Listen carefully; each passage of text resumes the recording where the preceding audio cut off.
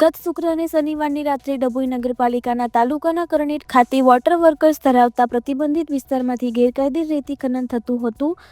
ખાણ ખનીજ ખાતાએ આજરોજ સવારે ઘટના સ્થળની મુલાકાત લઈ કેટલું ખનન થયું છે એ બાબતે માપણી સાથે સ્થળ સ્થિતિ મુજબનું પંચનામું કરી આ ગેરકાયદે ખનન વિરુદ્ધ કાર્યવાહી હાથ ધરી છે. ડભોઈ નગરને પીવાનું પાણી પૂરું પાડતી ડભોઈ નગરપાલિકાની વોટર વર્ક યોજના નગરથી 8 કિલોમીટરના અંતરે આવેલા કરણેટ ગામમાંથી પસાર થતી ઓરસંગ નદીના પટમાં આવેલી છે, જે પ્રતિબંધિત વિસ્તાર છે, જ્યાં છેલ્લા કેટલાક દિવસોથી રાત દિવસ ગેરકાયદે ખનન થતું હોય, જે અંગેની જાણ કોંગ્રેસના કોર્પોરેટર અજય રાઠવાને થતાં રાત્રે ગેરકાયદેસર ખનન થતી જગ્યા પર પહોંચી જઈને ખનન ચાલુ હતું. ત્યાં જ 100 નંબર પોલીસને ડાયલ કરી પોલીસ બોલાવી અજય રાઠવાએ જ 3 ટ્રકો ગેરકાયદે રેતી વહન કરતી ઝડપીને પોલીસને સુપરત કરી, જે પૈકી 2 ટ્રક નગરપાલિકાના પ્રમુખ બિરેન સાહાની